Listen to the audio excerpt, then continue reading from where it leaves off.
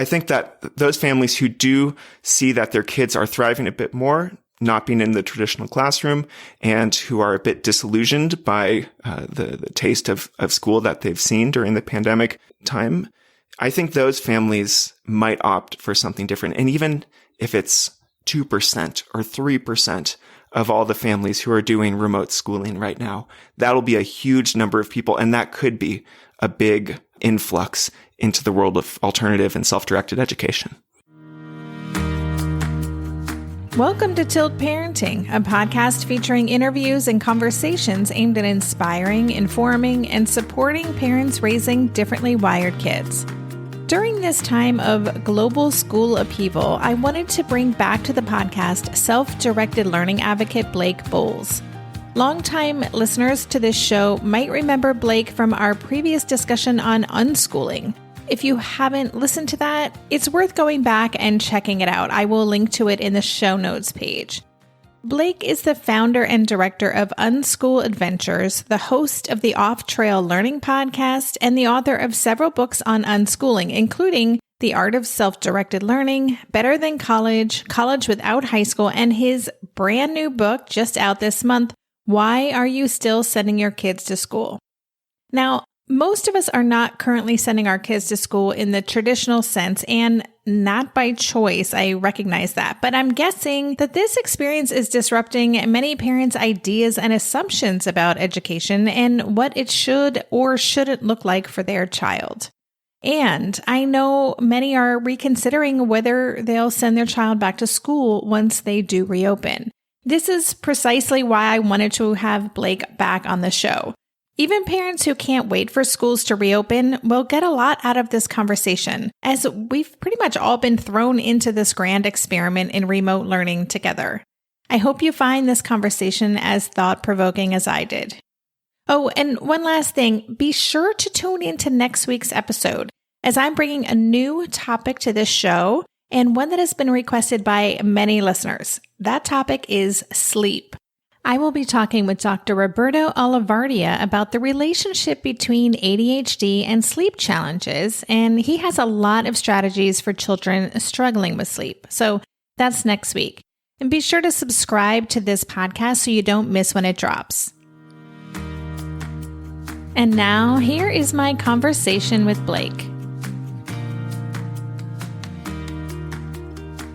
Hello, Blake. Welcome back to the podcast. Thanks for having me, Debbie. Good to be back.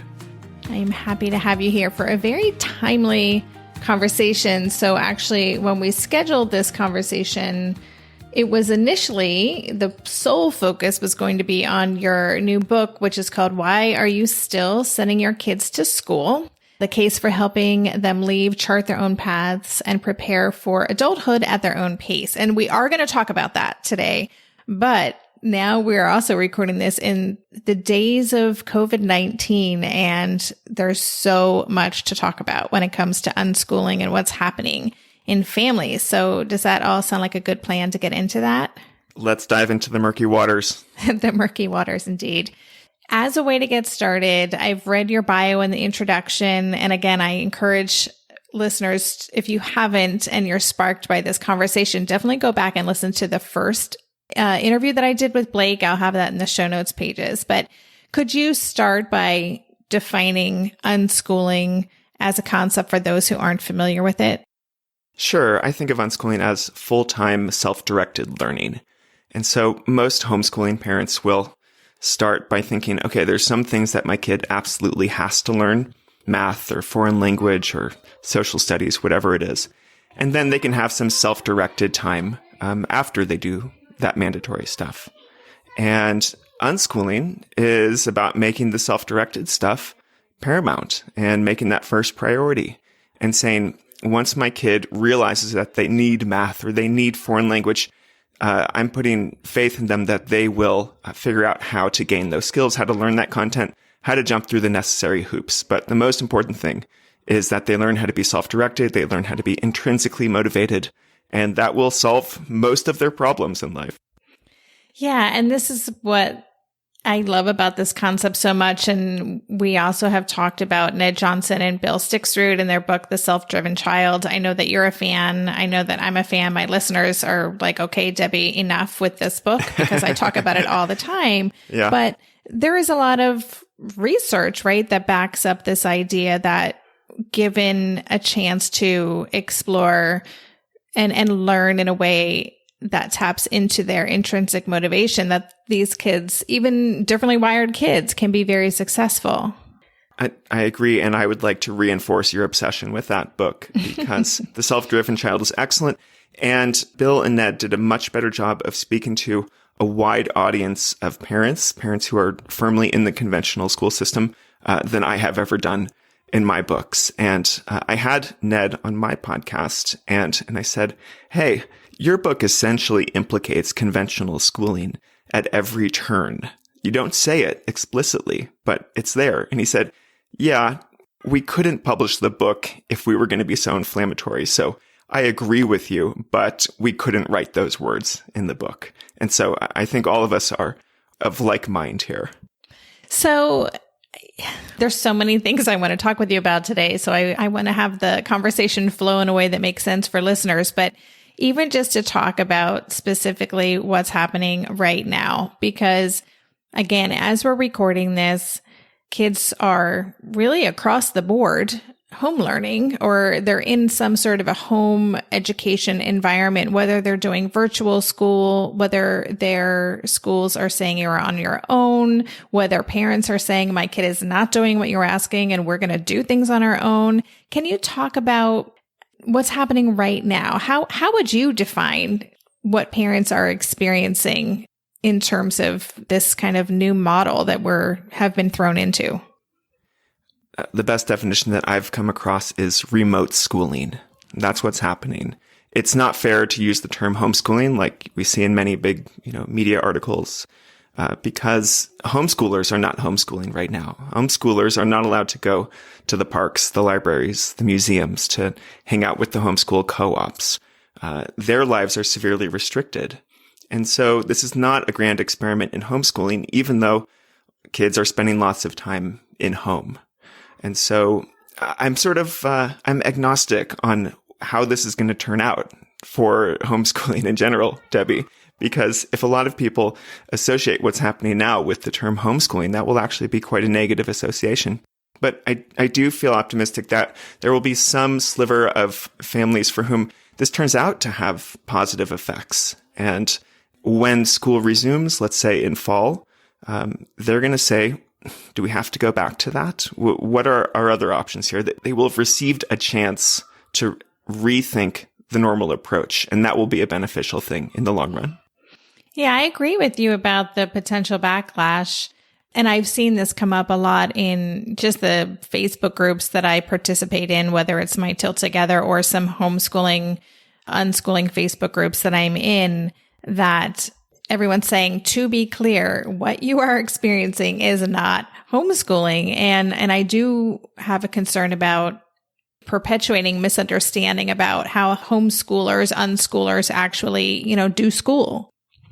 I completely agree. And it's sort of the worst version of homeschooling that's being forced upon everyone right now, because parents have little control, kids have little control. Parents are being thrust into this position of having to enforce school deadlines and rules and goals, while at the same time having to adjust to their own career shifts and having to work from home or not working. And so it's just a really hard situation for absolutely everyone. It's a weird time. It is a weird time. And I'm also hearing, this is definitely the minority of my audience, but there are families out there whose kids may be not on Zoom all day or trying to replicate school in a virtual way, and are instead doing more of what would look like unschooling in the way that you've defined it. And they're noticing that their kids' anxiety levels are dropping and that they're actually thriving more than they did in a school setting. And now they're thinking, I don't know that we're going to return to school. Have you noticed that? And what are your thoughts on that? I have, and I admire the parents who say, I'm not putting up with this BS anymore. I'm not going to to play this role that you're asking me to play in response to the school system. And they essentially say, school's out for the rest of the school year. And so do whatever you want, relax, do stuff that interests you. Just, don't create chaos in the house. And this is essentially the deschooling process in action. And I think some of those families are the ones who are going to think more seriously about self-directed learning, about unschooling, or even conventional homeschooling when school returns in the fall. You mentioned the word deschooling. Can you define that for us? Yeah, it's sort of like a hard reset on your kid's motivational system. If they've spent a lot of time being pushed and pulled around by extrinsic motivators, grades, tests, gold stars, threats of detention, it takes a while to remember what intrinsic motivation feels like. And there's this rule of thumb in the unschooling community that for every year that a kid has been in school, give them 1 month of totally hands-off deschooling, in which you as a parent do not make any hard demands of how they spend their time. Again, assuming that they're being nice, respectful human beings. This is not a call for anarchy in the household. That's a good clarification.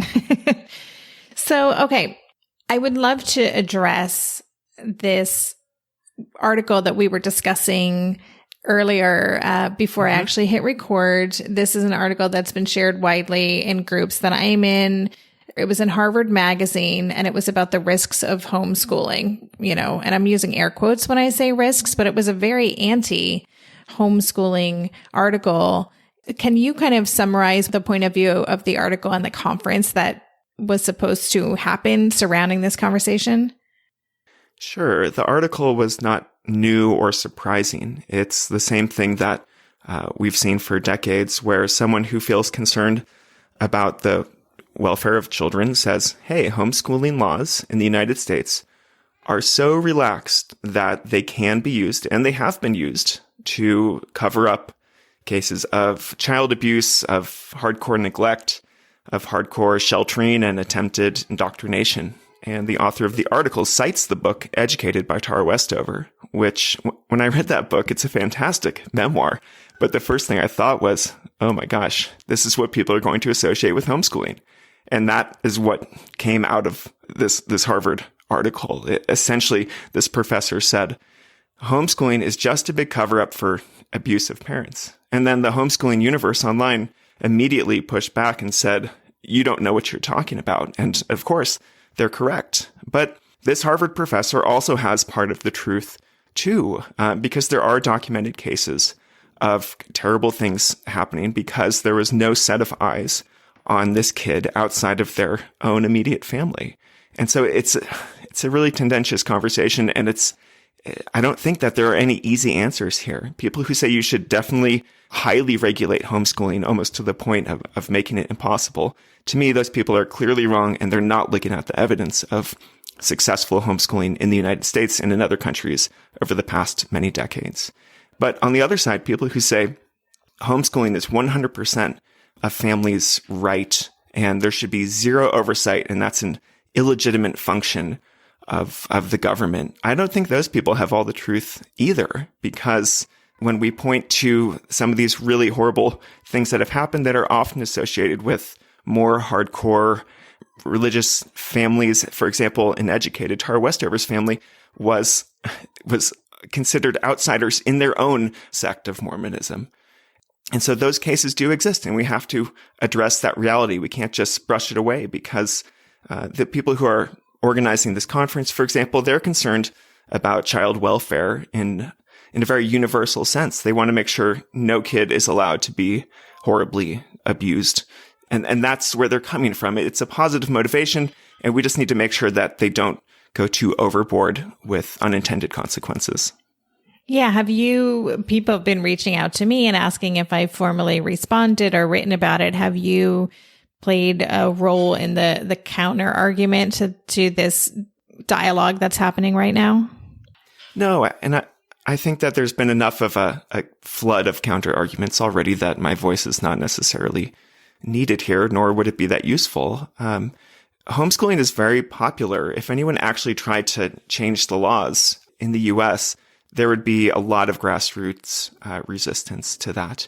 I don't actually feel that this conference that's being organized at Harvard is that threatening. It's like a small group of academics that are coming together to discuss what they see as potential overreaches of homeschooling. And that's all it is. It's like this tiny little conference. As far as I understand it, this is not some policy-making summit to radically restrict the rights of homeschoolers all over the U.S. Of course, theoretically, it could turn into that, but I just don't see it there. And the co-organizer of this conference, Jim Dwyer, is a law professor who I had on my podcast, and that episode came out surprisingly at almost exactly the same time as the Harvard article. And the book that Jim co-authored, called Homeschooling, it's sort of an academic book that came out in 2019, is a really fair and even-handed look at all of the different needs and conflicting issues that happen in the homeschooling world. And honestly, this is a lot of stuff that super enthusiastic homeschooling advocates are not aware of and don't like to think about or discuss. And so I, for one, welcome Jim's voice in this discussion. I think it's an important and a necessary one. Well, and it's interesting to think that, maybe one of the reasons why this has gotten so much attention is just the association, like Harvard Magazine, that instantly makes us think, oh gosh, this is something we need to pay attention to. But it's nice to put it in context too. These aren't policymakers. This is a potentially small conversation. It is. And that Harvard Magazine piece was just one article by one professor who clearly is biased against homeschooling. It could have appeared as an opinion piece in the New York Times or the Wall Street Journal. There's many places where someone is allowed to express their radical opinion. That's why I don't feel that threatened. Mm-hmm. Yes, because it has the imprimer of Harvard on it. People think it's more special. It's more important, but it's not like Harvard University came out in defense of the make homeschooling illegal everywhere position. That's not how I interpret it, at least. Yeah, no, that's really helpful. We'll be right back after this quick break. During this month of planning and organization for big transitions, rhythms and routines have been absolutely essential for our physical and emotional well-being. So Green Chef nights are reliably and predictably a good night. We know the ingredients will be fresh and prepped, the instructions easy to follow, and the meal delicious. We're all still talking about last week's turkey tacos with mango chimichurri sauce, refried beans, and Monterey Jack cheese. Green Chef contributes to a healthy lifestyle with easy and delicious menus like fresh seasonal salads and green bowls. And with over 80 weekly meal and market options, plus rotating options to suit a variety of lifestyles, whether Mediterranean, plant-based, calorie-smart, keto, protein-packed, gluten-free, there are always plenty of options to choose from. Whatever you select, you'll get farm-fresh ingredients, organic whole fruits and veggies, and premium proteins, all delivered straight to your door. I love those 4 words. Straight to my door. Oh, and one more thing I love about Green Chef, they have an app, which means it's easy to manage meal preferences and delivery from your phone if you want to. And I, for one, want to. I am in that mode where I'm making the most of little moments like waiting in line at the pharmacy or for the F train to pull into the station to tackle all of those to-dos. So the convenience of an app is key for me. Green Chef has a special offer for Tilt listeners. Go to greenchef.com/tilt50 and use code TILT50 to get 50% off plus 20% off your next 2 months. That's 50% off plus 20% off your next 2 months when you use the code TILT50 at greenchef.com/tilt50. Maybe I've watched too many seasons of The Amazing Race, but every time I have to go somewhere on the subway, I treat it like a competition. It's all about making the right gut decisions about which route will get me there the fastest. Sometimes those decisions get me where I'm going early, and other times my gambles don't really pay off. Probiotics can't help with most gut decisions, but if your gut needs a little support, Ritual has your back. Their Symbiotic Plus, a 3-in-1 supplement, has clinically studied prebiotics, probiotics, and a postbiotic to support a balanced gut microbiome. I've been using Symbiotic Plus for about 6 months now, and it's become a core part of my morning routine. I take the mini capsule every morning while making my way through my inbox, whether I'm at home or I'm on the road, because it doesn't need to be refrigerated. And the capsule itself is delayed released, which helps it survive the harsh conditions of the upper GI tract for delivery to the colon, and that's exactly where we want it to go. Ritual invested in a study modeling the human colon, which showed that Symbiotic Plus significantly increased microbial diversity and the growth of beneficial bacteria. There's no more shame in your gut game. Symbiotic Plus and Ritual are here to celebrate, not hide your insides. Get 25% off your first month for limited time at ritual.com/tilt. Start Ritual or add Symbiotic Plus to your subscription today. That's ritual.com/tilt for 25% off. So, all right, I want to pivot and talk about your book, and I want to hear more about the impetus for writing it. Since having you on the show, I follow your work, and I backed your Kickstarter campaign for this book. So I really believe in your message, and I'd love to know, well, you're welcome. I'd love to know why you've written a number of books, The Art of Self-Directed Learning, Better Than College, College Without High School. Tell us about this book and the message you felt was so important to share. Most of my previous books were written for young people, either teenagers or college-aged people, as the audience. And eventually I realized that my audience is really parents. And honestly, it's mostly moms. And they're the ones who find my books, and they hand them to their kids or to other people in their lives. And so one part of this book was me finally accepting who my audience is. And so I said, I'm going to write a book for parents, and I finally feel ready for this. There was one part of me that didn't feel ready for a long time. And that's the part that says, Blake, you're not allowed to write a book for parents because you are not yet a parent. And I finally accepted that after working with teenagers for 15 years, over 20,000 contact hours through my own programs, through summer camps and other people's programs, that I probably have enough experience working with other people's kids to have some sort of informed viewpoint, and perhaps a more objective viewpoint, just because I've worked with so many different teenagers, that I said, I'm going to write this book. And there are some overlaps with my previous books. There are a lot of points that I've made about how the kids get into college if they don't go to school, about what they can do in the college years if they think that higher education is not the right fit at this moment. But there was a lot of other stuff that I really wanted to put out there.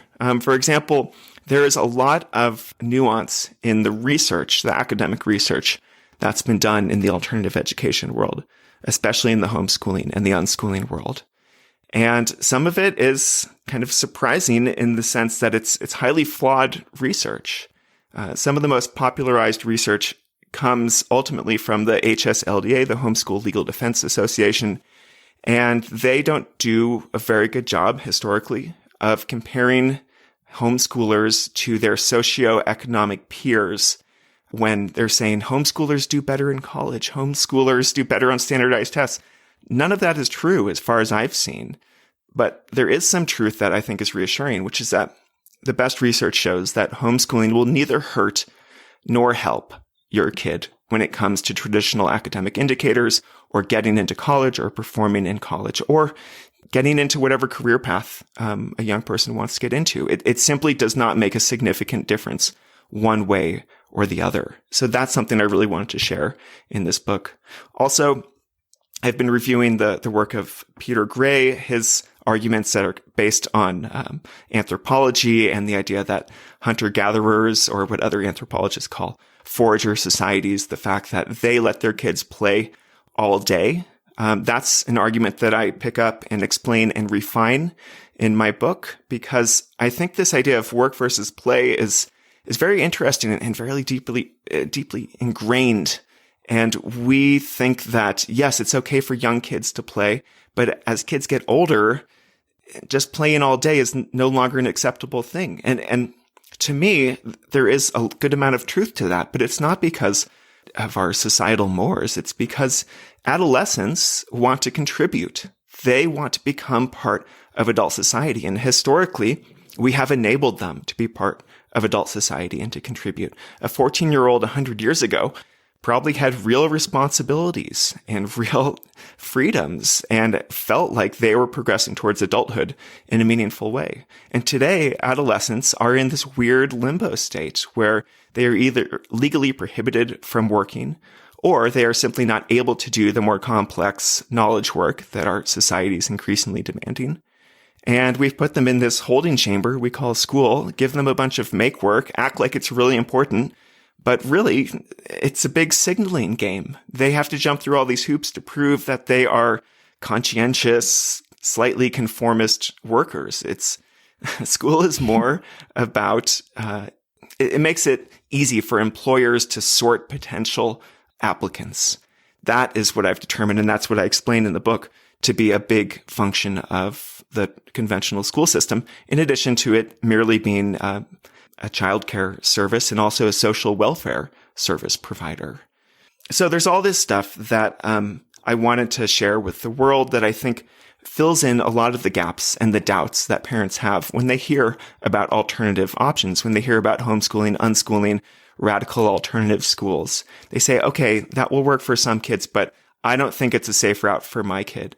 And so I just brought together all of the best arguments from the domains of parenting, anthropology, higher education studies, and I just threw it all into one place. And I said, here are all the reasons why if your kid is not doing well in conventional school, you should stop forcing them to go to conventional school.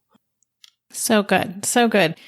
And I love this idea of it's almost like the sorting hat, that we're kind of creating these slots for kids to fall into so that schools and employers know how to select and make decisions. But as a part of what we're experiencing now, and maybe I'm jumping ahead to some of my bigger theoretical questions, but one of the things I'm thinking so much about is that we're not going to go back to the way things were.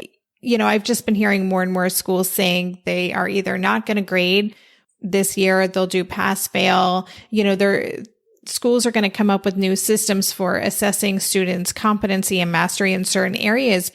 But isn't this kind of a big wake-up call overall that we need to look at individuals differently and not through these narrow metrics that we've used for so many years that, as you said, were really forms of babysitting or welfare, these social structures that don't really have purpose in today's society in the same way?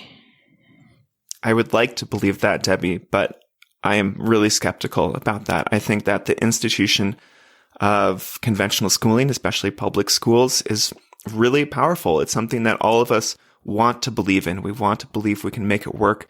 And also it has that really important practical function of just taking care of kids and keeping them safe and warm and, hopefully not abused during the day while their parents are working. And that's not going to go away. And so I am actually quite skeptical about whether this will lead to any large-scale changes or large-scale reassessment of how we're doing schooling, or we need to make it more individualized. Maybe this will mean that there's going to be more blended learning as we move forward, because a lot of people have seen the power of online distance learning, but I don't think that's a big paradigm shift in education. It's just a different way to do the same thing. So I wish I could be a bit more optimistic here. At this point, I am hoping that there will be some slice of families who are doing the remote schooling thing right now, who say, wow, my kid's mental health is improving. They're doing stuff that they're interested in. The baggage of school is no longer weighing on them. Maybe these parents get a little taste of what school is actually like because they get to peek into their kid's classroom right now because it's happening in their living room. And maybe some of the mystique of school has worn off. No adults choose to go back to K through 12 school once they've left. It's a place none of us want to return to. Maybe we'll go to a reunion where there's free drinks served, but we don't want to go back and relive our days in school because it's a place where we are often quite powerless, and that doesn't inspire us, Mm-mm. right? So I think that those families who do see that their kids are thriving a bit more, not being in the traditional classroom, and who are a bit disillusioned by the taste of school that they've seen during the pandemic time, I think those families might opt for something different. And even if it's 2% or 3% of all the families who are doing remote schooling right now, that'll be a huge number of people. And that could be a big influx into the world of alternative and self-directed education. Hey there, it's Debbie. I love making this show and sharing conversations about how to support our awesome neurodivergent kids. I've seen how even one little insight from an interview can spark a big shift in daily life. But I know that raising complex kids can be messy and lonely. And just when we think we figured it out, something comes up that boots us right back to feeling overwhelmed and stuck. That's why I've poured everything into creating a way for parents like us navigating complex parenting journeys to join together and chart a path that feels positive, hopeful, and doable.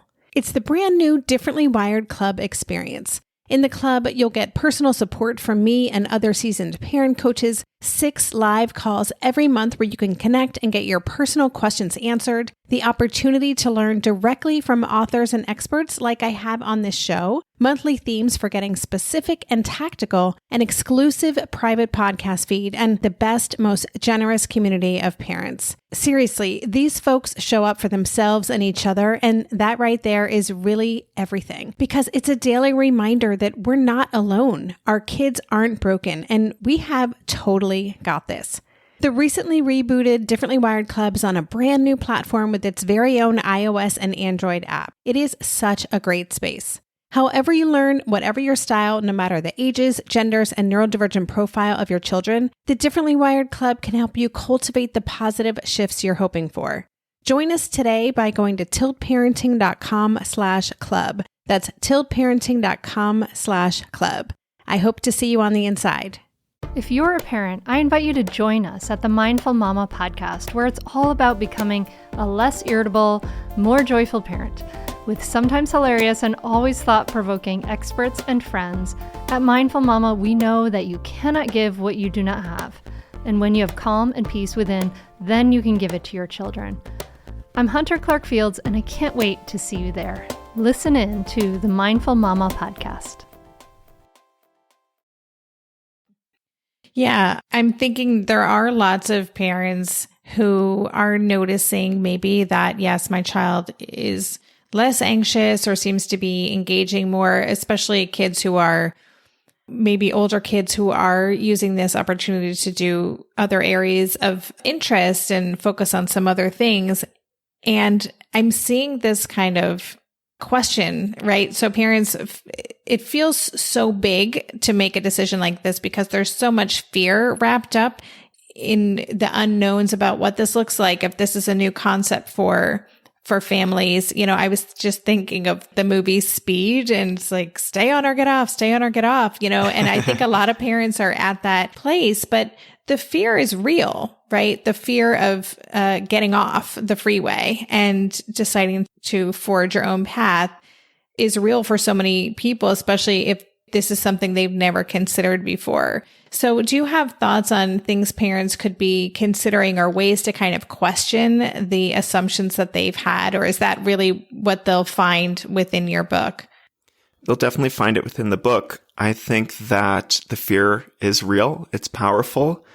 In the chapter I have about parenting, I describe what sociologists call the phenomenon of intensive parenting, which is this new norm, this new dogma, in which parents are considered to be almost godlike in their powers to shape the destinies of their children, both for better and for worse. And that puts parents into a very anxious position. It's like they have all this responsibility.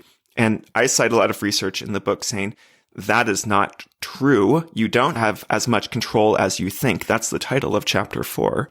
And so I do push back against that anxiety and that fear in one way. But another way that I like to push back against it is, yes, there will always be a risk if you take your kid off the standard educational path. Not arguing that.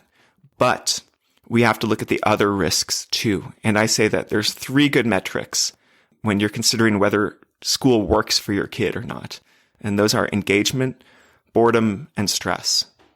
If your kid goes to school and they are engaged for most of the day, they're happy to be there, wonderful, great.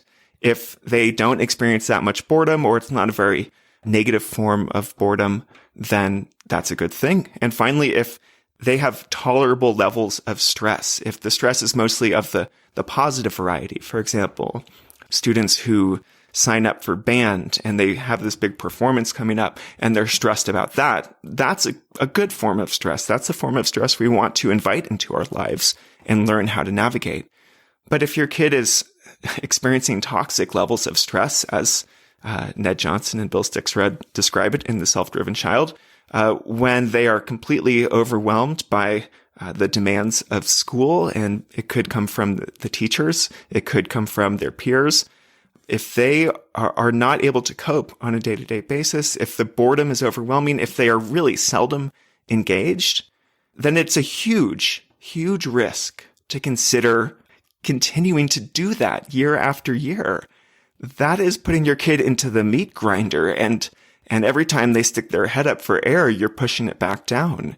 That's what it means to keep sending your kid to school in a conventional school environment that's not working for them. And so, yes, there are risks to leaving the standard path, and there are also risks to staying on the standard path. And so this is why parents are the only people who are highly qualified to make this assessment. They know their kids better than anyone else, hopefully. And they can determine whether those levels of engagement, boredom, and stress are manageable or even healthy, or if they're not. So good. And yes, that idea of us having less control than we think is so important. And that is a theme that comes up all the time when I'm talking with groups of parents, is this idea that we need to, make our child do X, Y, and Z, or, there's a lot of homework monitoring going on, a lot of screen monitoring going on. And really, and we talked about this in our first conversation, our job is to help our kids become self-actualized. And that part of that is separating ourselves and realizing they're on their own journey. They're creative, resourceful, and whole. Even, yes, when they have neurodifferences, they are still on their own journey. And our job is not to control that, but to support them in becoming who they can best be, right? 100% agreed. Can you talk a little bit about screen time? Because this is something I know you talk about in your book. This idea, and maybe this is more so with older kids. I know that for my son, I have a 15-year-old, and he spends a lot of time on his computer, but he's, I don't even know what he's doing, but sometimes he's playing games. Sometimes he's watching YouTube, but often he's like teaching himself Python coding language or trying crazy modeling things and, in Blender and, really going deep and really getting immersed in his projects. And so can you talk about parents who might be leaning towards more of an unschooling approach, but are really concerned about what does that look like in terms of their kids' gaming or screen time habits? Sure. I don't actually dwell on screen time per se very much in the book. I do spend a lot of time discussing gaming. Yeah, sorry, that's what activities. Yeah. Mm-hmm. Sure. I mean, they're often one and the same. And I discuss video games and computer games specifically. I loved video games and computer games and arcade games and role-playing games. I was a huge gamer growing up, and I would finish my homework as quickly as I could, and then I would spend hours and hours in front of the TV or in front of the computer screen. And I kind of share this funny history in the book of all these games that I fell in love with. And the theme that was consistent with all of these games is that as soon as any one of these games became easy, I was no longer interested in playing it. And I think there's a real lesson to be learned there, because it's the exact same situation today with some of the most popular games: Minecraft, Fortnite, The Sims. I'm probably missing a bunch of newer ones. I'm probably dating myself here. But when a young person is engaged with a game, the reward for, let's say, completing a level in the game is not the end of the game. It's a more challenging level. That's what happens in World of Warcraft. When you complete a quest, you are rewarded with a more difficult quest. And what's happening here is young people are learning to voluntarily take on big challenges. Of course, it doesn't look like a challenge from the outside if you, as a parent, have never played Fortnite or World of Warcraft or The Sims before. It just seems like a frivolous waste of time. And so it's very easy to judge it as a non-educational activity. But if we're looking at education from the perspective of self-directed learning and intrinsic motivation, rather than the perspective of checking off all of the boxes in the traditional K-12 curriculum, then gaming turns into often actually quite a productive activity, and one that we should often encourage kids to do while getting to know the games that they are engaged with, because yes, there are some bad games out there. I'm not really standing up in defense of Candy Crush here. That is not a very complex game. That's not a multiplayer game. I'm thinking more of games like Fortnite, where it's a highly social activity. And a really important aspect of a game like Fortnite is that it is a place where kids go to be with each other and to be away from mom or from dad. And this is what maybe roller skating rinks were in the 70s or malls were in the 80s and 90s. It's a place for young people to be social, develop their social skills. It's their own social network right there. A lot of parents don't really understand Twitch. They don't understand Discord, all these platforms that are really quite new and where young people have mastery and they have control. Young people need to feel a sense of control in their lives, just like we adults do. And so they will gravitate towards those places where they can feel like they have some control, where they can develop some mastery, where they have autonomy. I mean, those are the ingredients of intrinsic motivation right there. And so my favorite book that I talk about a lot in my book is Reality is Broken by Jane McGonigal. And she is a game designer. You only have to read the first third of the book. She says, this is why kids love games from the perspective of positive psychology. And it totally convinced me that there's a lot of value to be had there. She does not make the argument for unlimited screen time or unlimited games. Her research says that about 20 hours a week, which is about 3 hours a day, is like the perhaps ideal amount of gaming. Once you get up to 40 hours a week or more than that, then she says the negative effects of gaming will outweigh the positive effects. Yeah, that's super interesting. I want to check out that book. I live with two gamers, my husband and my son. So, I'll just say too that I think there are a lot of just ideas among them non-gamers in the world that it is a valueless activity, right? Or it's a waste of time or it's not productive. And I have certainly come around to a different way of thinking just from what I've seen and witnessed in my house. But it is something that I think if parents are having a knee-jerk reaction around it to just kind of question some of those ideas or maybe biases that you might have around gaming. Yes, please. So as a way to wrap up, I would love if you have any words of wisdom to share for parents who are listening to this, whose curiosity is piqued, and maybe again, what they're seeing during this strange time of distance learning, remote schooling, what's happening in the world. And they're thinking, this might actually be a good fit for my child. And whether school starts up in the fall again or not, maybe we won't be going back and maybe we'll explore unschooling more.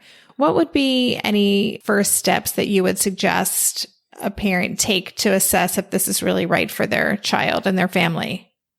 Well, definitely grab a copy of my book, Why Are You Still Sending Your Kids to School? That'll start you off in the right direction. I think that there's already a lot of evidence in most people's lives for the power of self-directed learning. And take a look at what your kids already do in a naturally engaged way. And look at that and say, can I imagine myself feeling comfortable letting my kid do that incrementally more? It doesn't have to be 100% of the time in the beginning. One of my favorite definitions of unschooling, I'll paraphrase, is giving your kids as much freedom as you can comfortably bear, you, the parent. And so I believe that came from John Holt. And that's important, the comfortably bear part, because if you have this sort of dogmatic idea that the only way for your kid to become a self-directed learner is to completely let them do whatever they want all the time, I think the most likely outcome of that situation is that the pendulum will swing in the other direction. You will freak out and clamp down and say, okay, we tried the self-directed learning thing. It didn't work. So start with baby steps. Say, okay, the stuff that my kid is really into is horseback riding and knitting. Can I imagine those things going from extracurriculars that are done after school into something that my kid is really diving into and that I'm going to support my kid in doing at a higher level? If you can imagine that, then I think you are definitely a candidate for doing something that's more self-directed, more unschooly. Again, it doesn't have to be all or nothing. You can take baby steps in that direction. And what I explain in my book and what countless numbers of homeschoolers and alternative school students have shown is that you really can help your kid leave conventional school, and you are not dooming them to some sort of life of economic deprivation. They can still go to college. They can still get jobs. They still become functional adults. All the evidence, both research and anecdotal, points in that direction. And so have faith in that and do what engages your kid. Wonderful. Wonderful summary. So, and you mentioned your book again. Can you let listeners know where they can connect with you and learn more about that book and your other work, your blog, your podcast? Sure. It's easy. Just go to Blake Boles, BOLES.com. And that's where you could find my podcast, my books, my monthly newsletter. Everything that I put out is there. Awesome. Listeners, as always, I will have links in the show notes page, but I am a fan of Blake's podcast. It's called Off Trail Learning. So if this conversation is sparking you, definitely go check that out as well. Always very thoughtful conversations that always get me thinking about things differently. So Blake, thank you so much. Congratulations on the book. I am excited to get my hard copy, my tangible copy, and hold it in my hot little hands. But it's the work you're doing is so important, and I really appreciate this perspective and you sharing with us today. Thank you so much, Debbie. That means a lot to me. You've been listening to the Tilt Parenting Podcast. For the show notes for this episode, where you can download the transcript, find links to Blake's website, his podcast, and his new book, Why Are You Still Sending Your Kids to School? Visit tiltparenting.com/session209. Don't forget to check out the newly updated resources page on Tilt Parenting. You will find hundreds of the best podcast episodes, books, and organizations that should be on your radar, organized by Neurodivergent, as well as my top 8 books every parent of a differently wired child should have in their library. You can find all of that by going to tiltparenting.com/resources. And my weekly reminder to please help this podcast stay visible and easily found by subscribing and leaving a rating or a review on iTunes. Thank you so much for considering. And that's all for this week. Stay safe and well and take good care. And for more information on Tilt Parenting, visit www.tiltparenting.com.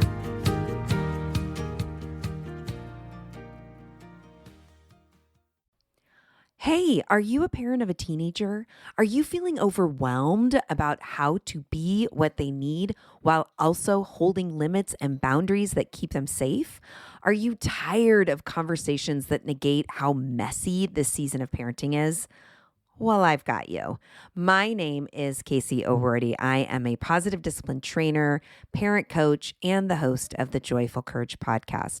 Every week, I come to you with an interview digging into tough topics with experts I trust and solo shows that go deep into the personal growth and mindset needed to raise teens in a way that grows them into confident, capable young people. I am not afraid of getting real about the intersection of conscious parenting and the teen years, while also bringing in vulnerability, humor, and lightness. I'm walking the path with you and honored to serve.